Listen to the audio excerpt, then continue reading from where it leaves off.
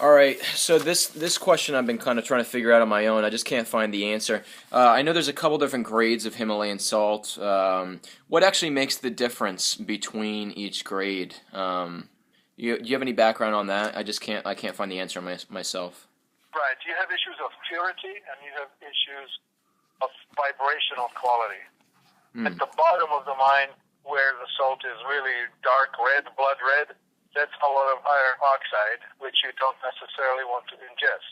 Oh, So the healthiest salt is actually not as pink or not as red oh, as the less healthy. But on the vibrational side, you have an important issue of crystallization. The salt that's vibrationally the most effective is fully crystallized. If you could visualize the difference between a quartz crystal and a pebble, the pebble is going to be milky white, opaque, right, whereas the crystal is going to be almost see-through. right, Similarly with the salt, fully crystallized salt is cubic. It's a cubic structure, and you can actually, it looks almost like a glass. Whereas the cheaper, vibrationally less complete salt is going to be opaque, milky colored, kind of, and it will not split into these rectangular cubic shapes. wow, And at the back end of it, you will experience it as a vibrational quality. When you, for instance, take the brine from the fully crystallized salt, you're experiencing vibrational differences that are, I guess one has to experience it to know it. I remember a friend of mine, after taking the first sip of the brine made with this, called back and said, I just spent 3 hours listening to God telling me how the universe works. This is an amazing experience. wow. How do you translate that other than vibrational quality? If you want the best, you want to have the fully crystallized, and of that, there's only about 1% Wow. in the deposit.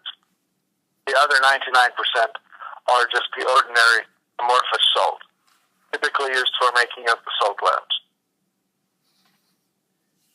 Interesting. Okay, yeah. So it's like at the bottom of the mine, you're getting over probably millions of years of if it's an old seabed, like, maybe heavier minerals and elements that are slowly sifting down there, is my guess. Okay, interesting. And then, I know there's a lot of these, like, the other thing that fascinated me about salt was just ion output. I have one of those Himalayan salt lamps, and those are pretty popular. Right. Anyways, and then there's salt. As you're heating it up, and there needs to be ambient moisture, humidity in the air, or you can just spray some water on top of that surface. And as you're heating it up, it's evaporating, and with it, you're going to see salt ions come into the air, but also energetically, the number of negative ions is going to go up. The typical problem in our modern life we have is that the indoor office spaces are overloaded with positive ions, and we need more negative ions, those that you would find in a forest or places like that. And that's what the salt lamps will do. They will release negative ionization into the air.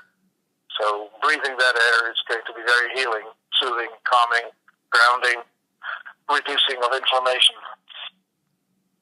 And so inside of your body, I'm guessing that is it like the trace minerals or whatever in the salt also kind of optimizes ionic, voltage exchange intra and extracellularly? Is that kind of how it works inside the body?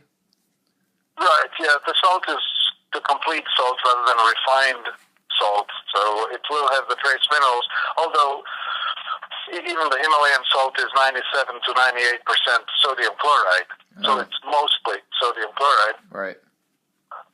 I don't know. I mean, in comparison to refined salts, it tastes very different.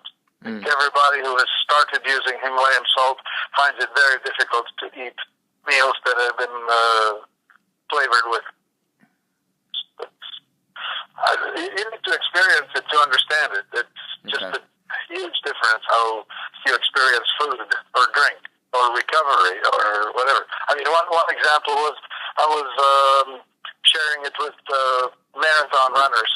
They were using the Himalayan salt brine in their drink, in their water. They were drinking while they were running and also after the run. And they told me that tip is to recover.